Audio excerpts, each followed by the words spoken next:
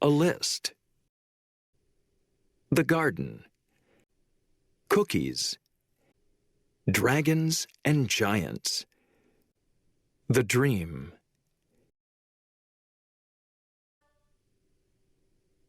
A list. One morning, Toad sat in bed. "I have many things to do," he said. "I will write them all down on a list so that I can remember them." Toad wrote on a piece of paper, "A list of things to do today." Then he wrote, "Wake up." "I have done that," said Toad, and he crossed out, "Wake up." Then Toad wrote other things on the paper. "A list of things to do today. Wake up, eat breakfast, get dressed, go to Frog's house, take walk with Frog, eat lunch, take nap, play games with Frog, eat supper, go to sleep." "There," said Toad. "Now my day is all written down." He got out of bed and had something to eat. Then Toad crossed out, "Eat breakfast." Toad took his clothes out of the closet and put them on. Then he crossed out, "Get dressed." Toad put the list in his pocket. He opened the door and walked out into the morning. Soon Toad was at Frog's front door. He took the list from his pocket and crossed out, "Go to Frog's house." Toad knocked at the door. "Hello," said Frog. "Look at my list of things to do," said Toad. "Oh," said Frog, "that is very nice." Toad said, "My list tells me that we will go for a walk." "All right," said Frog. "I am ready."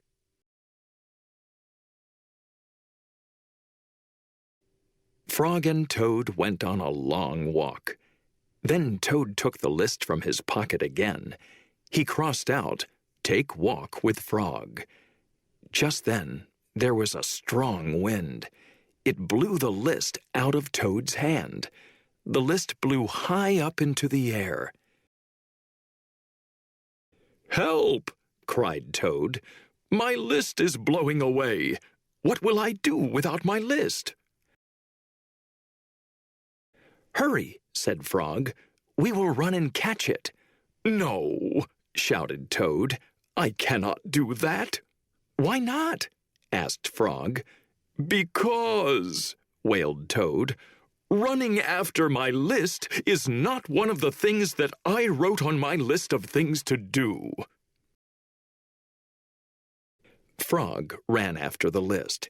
He ran over hills and swamps, but the list blew on and on.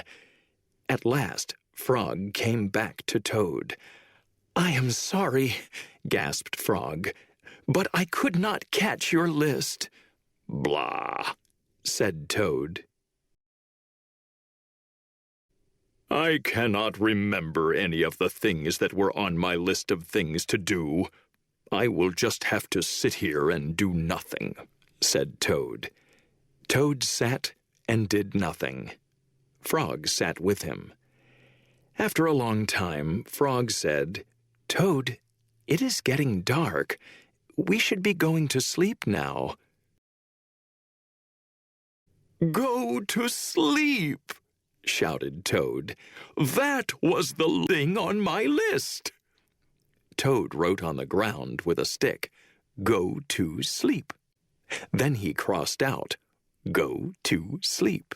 "There," said Toad. "Now my day is all crossed out." "I am glad," said Frog. Then Frog and Toad went right to sleep. The garden. Frog was in his garden. Toad came walking by. "What a fine garden you have, Frog," he said. "Yes," said Frog, "it is very nice, but it was hard work." "I wish I had a garden," said Toad. "Here are some flower seeds. Plant them in the ground," said Frog, "and soon you will have a garden." "How soon?" asked Toad. "Quite soon," said Frog. Toad ran home. He planted the flower seeds. "Now, seeds," said Toad, "start growing." Toad walked up and down a few times. The seeds did not start to grow. Toad put his head close to the ground and said loudly, "Now, seeds, start growing." Toad looked at the ground again. The seeds did not start to grow. Toad put his head very close to the ground and shouted, "Now, seeds, start growing!" Frog came running up the path. "What is all this noise?" he asked. "My seeds will not grow," said Toad. "You are shouting too much," said Frog. "These poor seeds are afraid to grow." "My seeds are afraid to grow?" asked Toad. "Of course," said Frog. "Leave them alone for a few days. Let the sun shine on them. Let the rain fall on them. Soon your seeds will start to grow."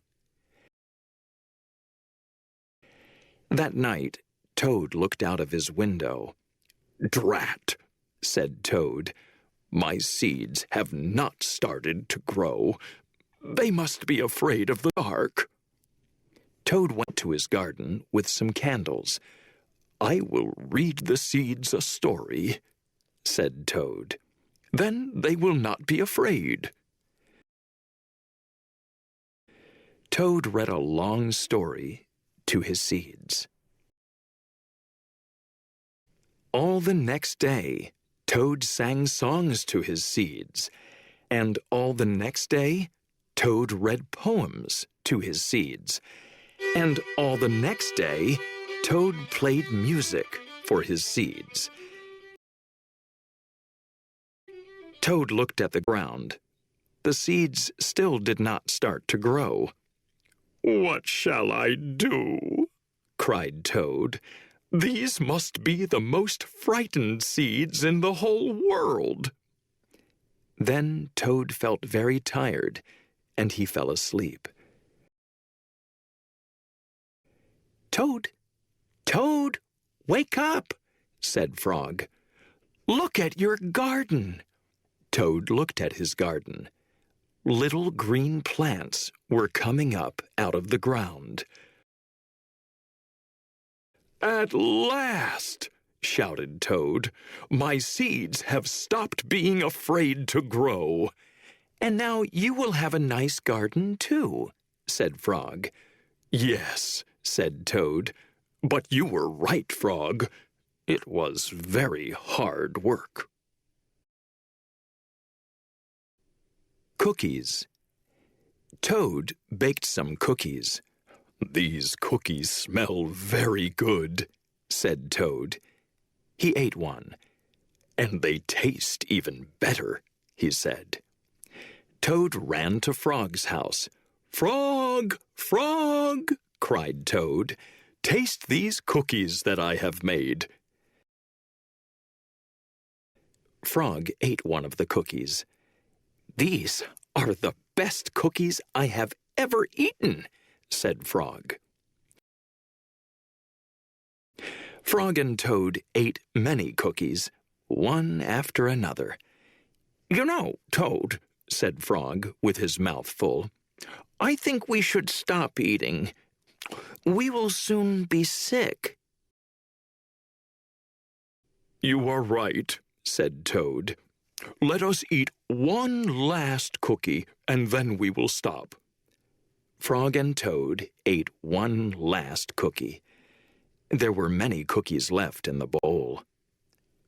"Frog," said Toad, "let us eat one very last cookie, and then we will stop." Frog and Toad ate one very last cookie. "We must stop eating," cried Toad, as he ate another. "Yes," said Frog, reaching for a cookie. "We need willpower." "What is willpower?" asked Toad. "Willpower, trying hard not to do something that you really want to do," said Frog. "You mean like trying not to eat all of these cookies?" asked Toad. "Right," said Frog. Frog put the cookies in a box. "There," he said. "Now we will not eat any more cookies." "But we can open the box," said Toad. "That is true," said Frog. Frog tied some string around the box. "There," he said. "Now we will not eat any more cookies." "But we can cut the string and open the box," said Toad. "That is true," said Frog. Frog got a ladder. He put the box up on a high shelf. "There," said Frog. "Now we will not eat any more cookies." "But we can climb the ladder and take the box down from the shelf and cut the string and open the box," said Toad. "That is true," said Frog. Frog climbed the ladder and took the box down from the shelf. He cut the string and opened the box. Frog took the box outside. He shouted in a loud voice, "Hey, birds! Here are cookies!" Birds came from everywhere. They picked up all the cookies in their beaks and flew away. "Now we have no more cookies to eat," said Toad sadly. "Not even one." "Yes," said Frog, "but we have lots and lots of willpower." "You may keep it all, Frog," said Toad. "I am going home now to bake a cake." Dragons and Giants. Frog and Toad were reading a book together. "The people in this book are brave," said Toad. "They fight dragons and giants, and they are never afraid." "I wonder if we are brave," said Frog. Frog and Toad looked into a mirror. "We look brave," said Frog. "Yes, but are we?" asked Toad. Frog and Toad went outside. "We can try to climb this mountain," said Frog. "That should tell us if we are brave." Frog went leaping over rocks, and Toad came puffing up behind him. They came to a dark cave. A big snake came out of the cave. "Hello, lunch," said the snake when he saw Frog and Toad. He opened his wide mouth. Frog and Toad jumped away. Toad was shaking. "I am not afraid," he cried. They climbed higher, and they heard a loud noise. Many large stones were rolling down the mountain. "It's an avalanche!" cried Toad. Frog and Toad jumped away. Frog was trembling. "I am not afraid," he shouted. They came to the top of the mountain. The shadow of a hawk fell over them. Frog and Toad jumped under a rock. The hawk flew away. "We are not afraid!" screamed Frog and Toad at the same time. Then they ran down the mountain very fast. They ran past the place where they saw the avalanche. They ran past the place where they saw the snake. They ran all the way to Toad's house. "Frog, I am glad to have a brave friend like you," said Toad. He jumped into the bed and pulled the covers over his head. "And I am happy to know a brave person like you, Toad," said Frog. He jumped into the closet and shut the door. Toad stayed in the bed, and Frog stayed in the closet. They stayed there for a long time, just feeling very brave together. The dream. Toad was asleep, and he was having a dream. He was on a stage, and he was wearing a costume. Toad looked out into the dark. Frog was sitting in the theater. A strange voice from far away said, "Presenting the greatest Toad in all the world." Toad took a deep bow. Frog looked smaller as he shouted, "Hooray for Toad! Toad will now play the piano very well," said the strange voice. Toad played the piano, and he did not miss a note. "Frog," cried Toad, "can you play the piano like this?" "No," said Frog. It seemed to Toad that Frog looked even smaller. "Toad will now walk on a high wire, and he will not fall down," said the voice. Toad walked on the high wire. "Frog," cried Toad, "can you do tricks like this?" "No," peeped Frog, who looked very, very small. "Toad will now dance, and he will be wonderful," said the voice. "Frog, can you be as wonderful as this?" said Toad, as he danced all over the stage. There was no answer. Toad looked out into the theater. Frog was so small that he could not be seen or heard. "Frog," said Toad, "where are you?" There was still no answer. "Frog, what have I done?" cried Toad. Then the voice said, "The greatest Toad will now—" "Shut up!" screamed Toad. "Frog, Frog, where have you gone?"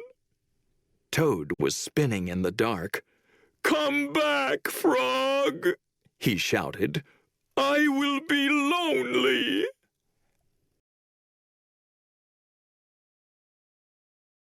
"I am right here," said Frog. Frog was standing near Toad's bed.